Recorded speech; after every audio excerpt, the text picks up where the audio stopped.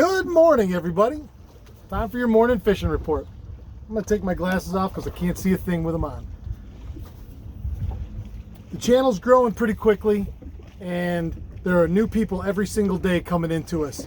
So a lot of you out here know the man sitting next to me, Mike YAREMA, owner of I1 Baits. But for all of you that don't, that's who we're dealing with. And Mike is also fresh off a pretty big deal. He just won the co-angler side of the NWT in Green Bay, Wisconsin. And congratulations, by the way. Thank you very much. That's quite the accomplishment. First win on a national tour stage. That is correct. Had some good finishes on the bass side before, but nothing like this one. And it was just what an unbelievable event. It's a cap on an unbelievable season, and I guess saying it's a cap is actually incorrect because we were able to gain enough points to sneak into the championship. So I got another month to think about it. So this is the Cabelas NWT? Yeah, the Cabelas National Walleye Tour. Okay. How many boats were in the event last week? I think it was 108. 108. 108 pros, 108 co's. So they've done 4 tournaments this year, 108 boats each, and the championship, which is next month, end of next month on Lake Erie,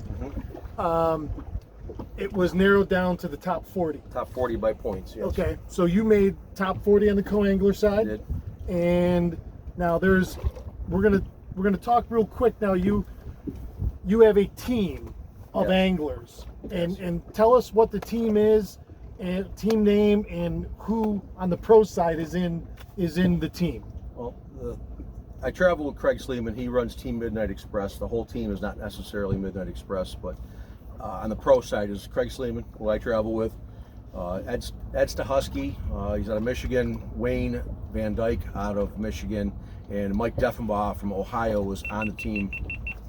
Sorry, that's just Mike Deffenbaugh was on the team. Had an unfortunate family incident, so he had to drop out halfway through the season. But when he was there, his information and his guidance was super important for the team, and he was missed dearly when he did finally have to bow out. It was, like I say, unfortunate circumstances were beyond his control. Life sometimes gets in the way, but yeah. Mike, for the time you were there, thank you. You were a guiding light for us. And now, Craig, Craig is local to upstate New York. He lives out in the Rochester area, correct? Craig lives out in Victor, New York. Okay. Charter captain and a designer of clothing and apparel. He does all the jerseys for a lot of the teams. He's also the one that his company did all of our new T-shirts that we're getting ready to roll out on Shopify this week. So, side note, okay? So now everybody out here, and if you've been around the channel for the last 3-4 months, then you know Mike. We fished together before. We did a hands-on demo on his blade bait. That video is still one of our best ones for views wise. But for those guys that have seen me and seen the lures that I fish of yours on a daily basis, I have not changed lures now in 4 days. Homie the Clown on the Douglas X Matrix has been deadly for 4 days. Today wasn't nearly as good. And we'll do our quick fishing report. It was 72 degrees this morning when we left the dock at 4:45. First day all season that I've actually went out on the boat in shorts and a t-shirt. That means summer's here, and not had anything else on. Water temp was in the high 70s. 78? 78.2. 78.2, and it's creeping up, and we should see it over 80 here soon enough because we finally have real hot summer weather. Mike and I fished 4 spots this morning, 4 or 5 spots, and we started out here on the west end where I've been every day. He's been traveling for the last 2 weeks, so he hasn't been on the lake in a couple weeks, really, with any amount of frequency. We started on the west end where we've had them pretty good, and we ended up with a bunch of sunfish, a couple good ones, and 1 walleye that was right around keeper size. We went and started looking. We found fish every place we went. We only caught 1 other walleye. 2. Wow. 1.5. We had 1 in hand and 1 that went bye-bye right on the side. Mike was, oddly enough, the king of blade baits, was fishing jigging wraps, which is also what your bite was on out in Green Bay. Yeah, the first day was on crawler harness. The second day that I felt I contributed a little bit more was on jigging wraps.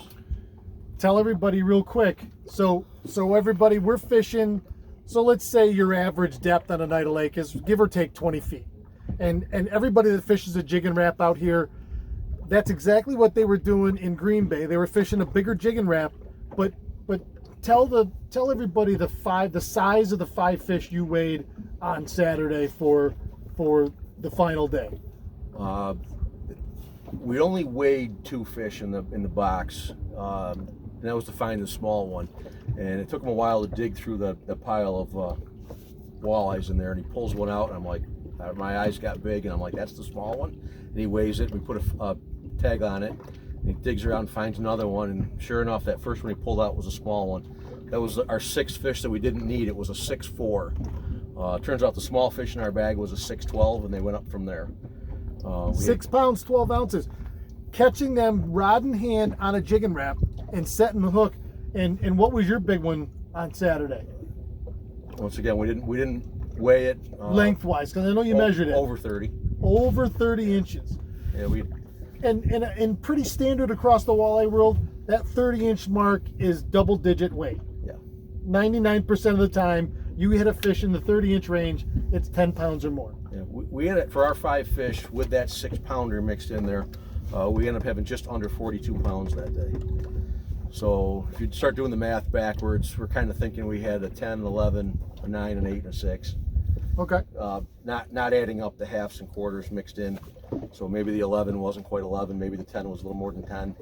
But as far as fisheries go and dream days go, to be treated as an equal in the boat, standing shoulder to shoulder with a professional, casting at giant fish and catching giant fish was awesome. I was riding with Dewey Jelm that day, a professional out of South Dakota, and I look forward to seeing him again soon. Day one, the person that put me in the contention was Chris Wackler. We went out, we were trolling boards that day, which is something I'm familiar with. Not the most comfortable with, but I can certainly troll boards. And the bites I had on my side of the boat were pretty easy. When the board disappears underwater, it gets drugged back 30 feet. Back-to-back fish, we had a 26 and a half and 28 and a halfs. On day one, like I say, we were just under 27 pounds. We would have been over 28. Wisconsin has a really unique cull system where we were letting fish go that were bigger than the ones we actually had to weigh, because we knew that we could catch. We felt once our bite picked up, we were able to catch larger fish. And we threw some fish away in the 20-inch class and weighed a 17.5-incher, but that was backed up with a 24.5, 25.5, 26.5, and 28.5. So that's an interesting point. Let's explain that a little bit. So in the tournaments out there, Wisconsin has what's called a no cull rule. Yeah, a lot of states do. Okay. New York. So really? Yeah, New York does, but New York has a 5-fish limit, so we would have had more gap. We were capped at 6 fish out there, period. So once the 6th one was in the live well, you were done. So you catch a fish, you have the ability to let it go. Correct. But once you put it in the live well, you can't take it back out and replace it with a bigger one. That's correct. Okay. So at some point, so I'm assuming that small fish was the first one of the day. No, it actually wasn't. We caught the small one was the 16.5-incher that we had a conversation about. That I was like, it weighs more than 0, and we can't come in with a 0. Our catch rate in practice was so slow that we felt that 5 fish was going to be important, and it was going to be any 5 legal fish. We didn't literally practice for everybody was a drag a draw, and it turned on as the alewife died off and left the area, or either died off and were gone, or had left the area alive and left these fish foraging now, because they had so much bait in the water that they were very difficult to catch.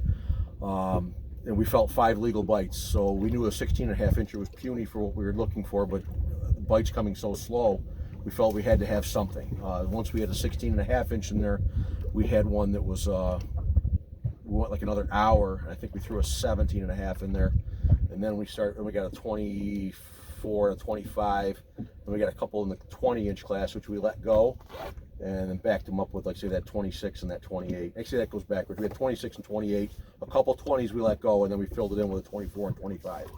That was our last fish. Like I said, the order is important because if you're not catching them, any fish is important. But Right. you know, Right. the day two, it was strange because we had fish that were so big. The question would be, if you can catch an 11-pounder, do you keep an 8-pounder to throw a 6-pounder out? Is a 1-pound upgrade enough? Right. And that's where a lot of strategy comes in. You really need to know what you can catch, and that's something I learned from these guys. It's not something I brought to that table. That's fascinating stuff. In the world of tournament fishing, so something Mike and I talked about earlier today, the world of tournament fishing can be very strategic and a little overwhelming. But now tonight you're fishing, you're back home, you're fishing the Wednesday, the walleye Wednesdays, Yes. which is a night tournament, an evening tournament here on Oneida Lake. Yes, high-level tournaments can be stressful and a little intimidating, but tournament fishing's a lot of fun, and even if it's just to get out and see what everybody else is doing, and something like a walleye Wednesday is a perfect time for, there are thousands of guys that fish this lake all the time, and they might only get, 30 or 40 guys to go fish walleye Wednesday on Wednesday nights. That really is a tournament that's open to everybody, and there's very few things that would hinder your average guy from giving it a shot. It's not super expensive. There's not any big, you don't have to special boat or anything like that. You can fish however you want. But it's a way for the average guy to get into tournament fishing and dip his toe in it and see if it's for him or not. Yeah, it's fully designed around being the working man's league. We fish usually after work hours, 5:30 to whatever it is, the 15-minute mark after sunset. Today it's like 8:45. So you got 3 hours to run where you're going to go, catch your fish, and get back to weigh in time. It's set up where you can fish by yourself. Last year the limit was 3. It was a 3-fish limit for the tournament. This year it's 5. The limit raised to 5 in this lake. You can fish by yourself if you don't have a partner. Obviously everything's better with a partner. Right. From launching the boat, and there's boats everything from 14-foot runabouts to $125,000 top of the line walleye rigs, pontoon boats mixed in the middle, some duck boats. Yeah. The answer is run what you brung, come have some fun. Yeah, that's a great way to put it. John and Vinny are doing great. They picked up where Ed and Lenny took off or have left off. Ben back in the day, all the way back to Rob, and probably back to when you were doing it, whenever, back when we had dugout canoes. And yeah. My Thursday nights that we used to do out of the river rat, that was bass. But my Thursday nights got so big at one point we had to move them over to Oneida Shores because I couldn't even get everybody in the parking lot to launch. So, all right, we're gonna wrap this up real quick, but. Mike, congratulations. And I know there's a ton of people out here watching this that know you personally. And I know a lot of people reached out to you. And this is your way of reaching all them back and saying thanks. And also, too, there's been some confusion. Mike doesn't own Douglas Rods, even though they're both located in Phoenix. But Mike is a dealer for them. And there are a couple other dealers locally for Douglas Rods. So, the Barclay family owns Douglas Rods. I am the owner of a Douglas Rod. Yes. So I have access to their salesmen. I do have a lot of the rods in stock at my shop. We'll go backwards on that. So yes, I do sell them out of my shop. I am the owner of I1 Baits and the owner of the 50 Lure Co. and I'm a charter captain, and we go under the name of the 50 Charter Co. So we do, and I'm also waiting on my paperwork from the state. I've got the New York State guide license stuff, so we do guided trips in the waters that aren't covered by my Coast Guard license. I have a shop in Phoenix, New York, where we specialize in selling either baits that we make at I1 Baits, that'd be my hair jigs. Our blade baits, of course, we're dipped into the trolling weights. We do 1 through 6 ounce worm weights, fish-shaped worm weights. We're dipping our toe into snap weights, that kind of thing. I will off-sell a few other products along with Douglas Rods. We've got Lama Glass. We've got a few other companies, Denali.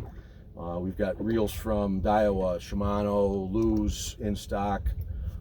Anything that's out there we can probably get our hands on. Friends of mine, anyone that needs to buy Kitech, I have a code that you can buy through them directly and get a discount. Call me with that.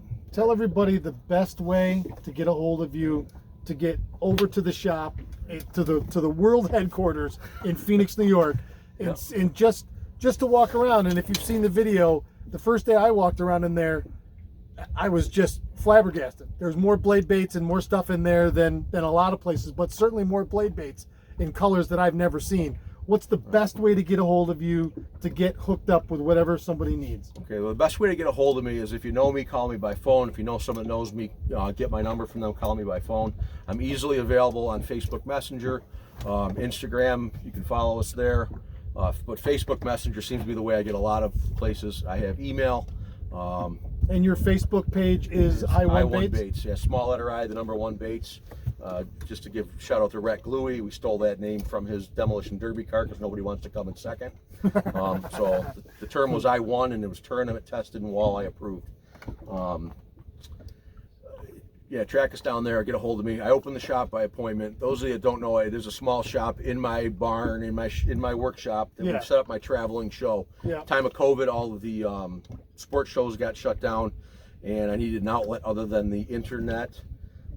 So we have a website, i1baits.com.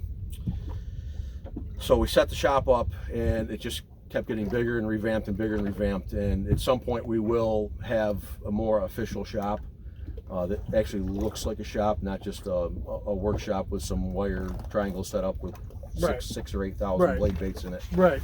But for right now. Yeah, for right now it works great. People can get a hold of you. They can set up a time to come over. With cash in hand and credit card, Venmo, and buy as much as they can walk out with. Sure. All right, that'll do it for today. We got a little long-winded, but there's a lot of great stuff to cover.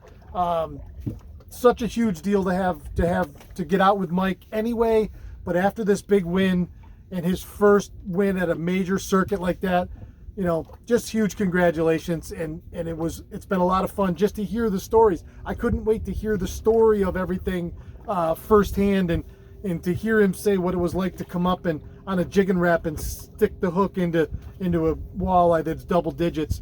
That's something I've yet to do, but that's on the bucket list. So thanks everybody for watching. Thanks for all your support. And remember, we're only a couple days left in the giveaway.